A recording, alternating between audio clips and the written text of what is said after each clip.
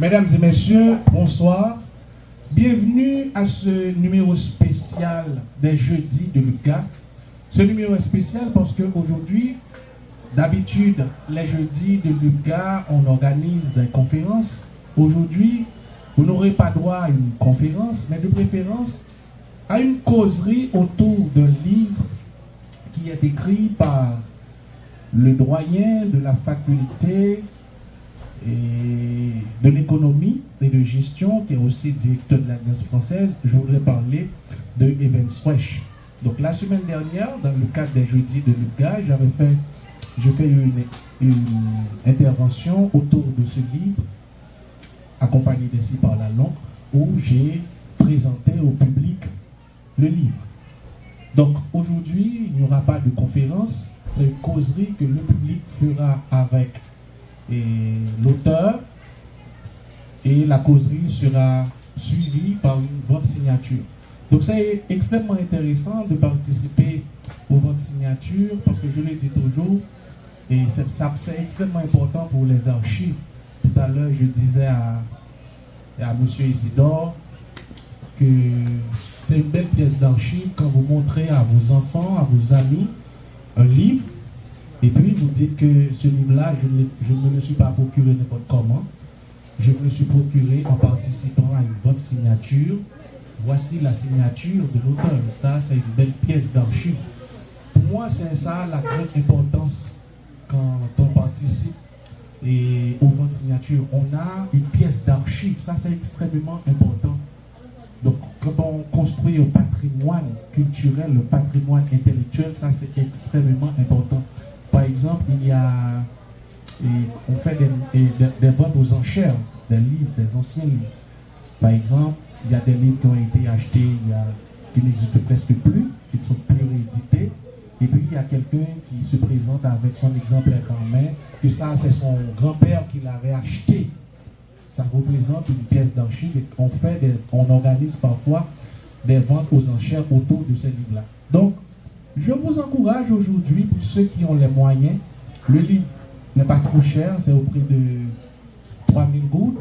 Ceux qui ont les moyens peuvent se le procurer. Donc, puisque aujourd'hui c'est une causerie, je vais vous laisser avec l'auteur pour lui poser les questions qui vous viennent à l'esprit et lui va vous répondre. Je vous demande de l'applaudir, s'il vous plaît, monsieur Vincent.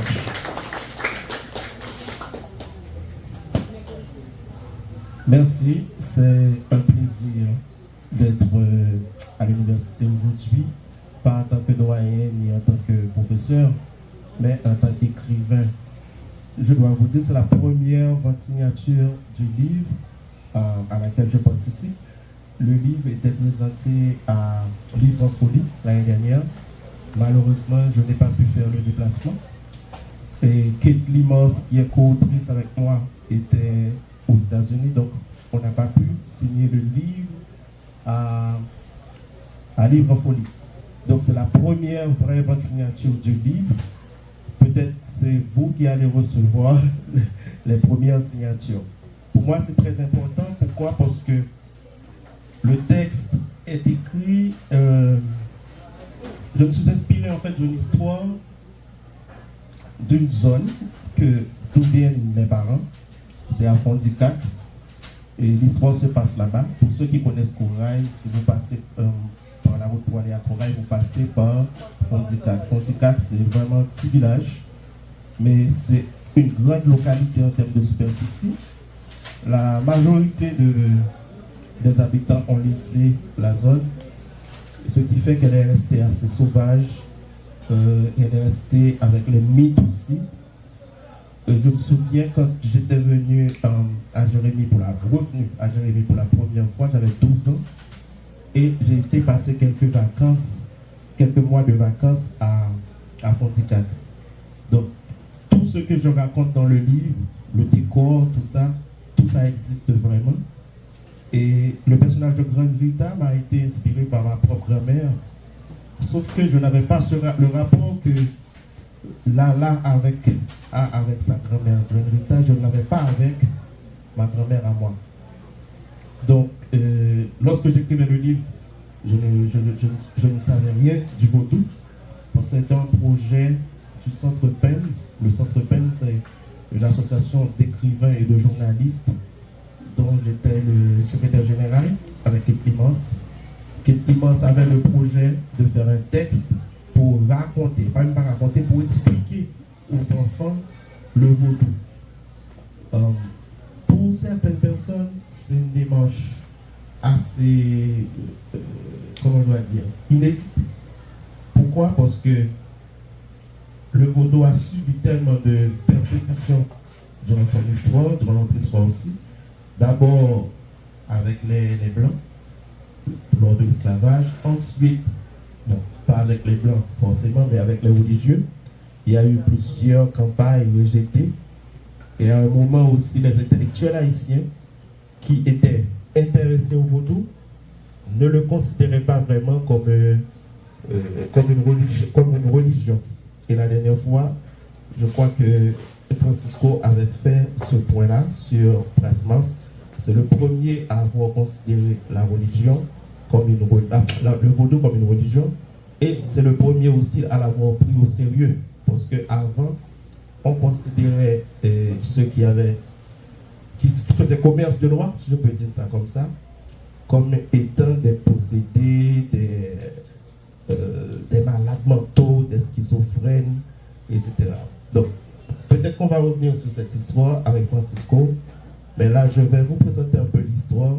C'est l'histoire d'une petite fille qui s'appelle Lala et qui vient passer, comme moi, quelques mois de vacances avec sa grand-mère. Donc, elle vient avec tous les préjugés que nous avons dans les villes sur le vaudou. D'abord, c'est de la sorcellerie, c'est... Comment je dois dire? C'est des affaires de jazz, des smagrés, avec surtout aussi ce que nous avons comme fond culturel américain. Parce qu'en regardant les films américains sur le vaudou, on n'est pas bien présenté. On est des mangeurs d'hommes, des mangeurs de chair, on est des assassins, parce que le vaudou c'est un peu ça, c'est comme ça qu'on le voit à Hollywood. Et c'est la partie macabre qu'on présente. Et là encore, c'est amplifié. On ne respecte pas cette religion-là. Donc là arrive avec ce fond-là. Et quand elle arrive, elle est tout à fait dépaysée, parce qu'elle n'est pas habituée avec toute cette verdure. Faut dire que c'est presque une forêt, en fait. Donc, quand elle découvre ce territoire entouré de mornes, verts et tout, elle est tout à fait... elle est perdue, quoi. Donc, elle commence par repousser les gens, qui pourtant l'accueillent avec beaucoup d'amour, parce qu'elle était malade. On a appris ça la dernière fois. Lorsqu'elle était bébé, elle était malade, et elle avait 4 ans, et c'est à Fondicac qu'on l'a traitée, qu'un vaudouisant l'avait traitée. Donc, on la reconnaît. Oh, comment elle grandit, comment elle belle, etc. Et elle repousse les gens parce que les gens ne sont pas habillés de façon moderne. Ce sont des paysans, ce sont des gros souliers. Et là, il y a un monsieur qu'on présente à Lala. Et on lui demande de saluer ce monsieur-là, de l'embrasser. Et elle refuse. Pourquoi? Parce que selon elle, le monsieur sentait le tabac. Il lui manquait quelques dents. Il était habillé, il était sale, c'est un paysan qui sortait de son champ. Donc Lala n'a pas voulu saluer cette personne-là. Et son père de lui dire, il faut saluer ce monsieur. Pourquoi? Parce que tu peux avoir des problèmes. C'est le chef des bisangos, des champouelles, tout ça. Et si tu ne le salues pas, il pourrait te manger.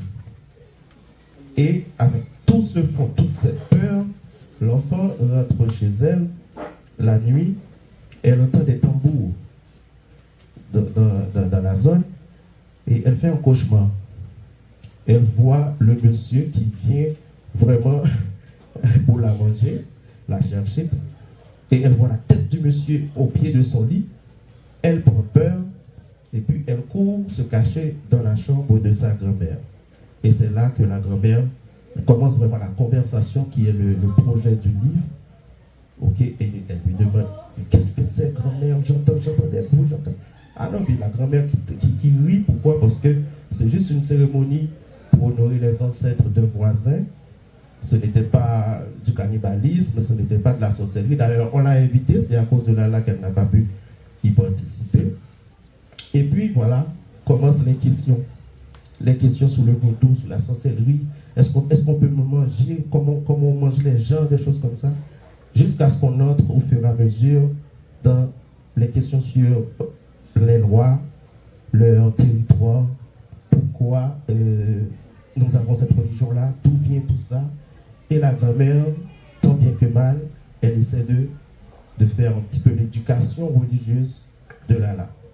Et à la fin du livre, Lala est tellement transformée par tout ce qu'elle entend, et pour toutes les richesses de la culture haïtienne. Elle qui était arrivée avec des préjugés sur le vaudou, à la fin du livre, elle devient pas vaudouisante, mais elle honore ses ancêtres avec sa grand-mère. En fait, c'est ça l'histoire. Bon, c'est vrai qu'il y a plein d'autres petites histoires autour. Il y a l'histoire de Lala avec la zone, qui découvre la zone. Il y a l'histoire de Lala avec les animaux. Sa grand-mère lui a offert un cabri. Ah oui, mais la vraie trame, c'est ça. Et tu as plein d'autres personnages intéressants dans le texte qui ne partagent pas toujours les opinions de la grand-mère. Il y a la cousine de Lala qui lui disait des trucs assez violents aussi sur le vaudou. Et pourtant, elle se range à la fin du côté de sa grand-mère. C'est une histoire qui aurait pu arriver à n'importe quel haïtien, d'après moi, qui vient des villes. Parce que moi aussi, j'avais ces préjugés-là sur le vaudou. Je suis méthodiste. J'ai été élevé dans la famille méthodiste depuis que je suis tout petit. Mes parents sont des prédicateurs, économes de l'église, depuis que je suis tout petit. Donc, moi, je me souviens quand j'étais petit, les dimanches, surtout le 1er novembre, quand je sortais et que je voyais plein de gens dans la rue, et avec les gaietés, si les vaudouisants étaient du côté droit de la route, je traversais pour passer de l'autre côté. Parce que j'avais horreur de ce que c'était que cette religion-là, parce que j'avais dans ma tête, c'était des champouins, ils mangeaient les gens, ils tuent les gens, ils sont méchants, etc. Mais là, quand j'ai reçu le projet, et que quelqu'un me dit, mais c'est toi qui vas écrire le livre, j'étais tout à fait embarrassé parce que je ne savais rien du vaudou. Comment faire? Et là, on a pris des rendez-vous avec des auteurs qui ont travaillé sur le vaudou. D'ailleurs, on les remercie dans le texte. Laine Curbon, qui est un sociologue prêtre, alors un ancien prêtre sociologue. Il y a l'Arti National à l'époque, M. Canary Desbordes. Et on a discuté avec eux.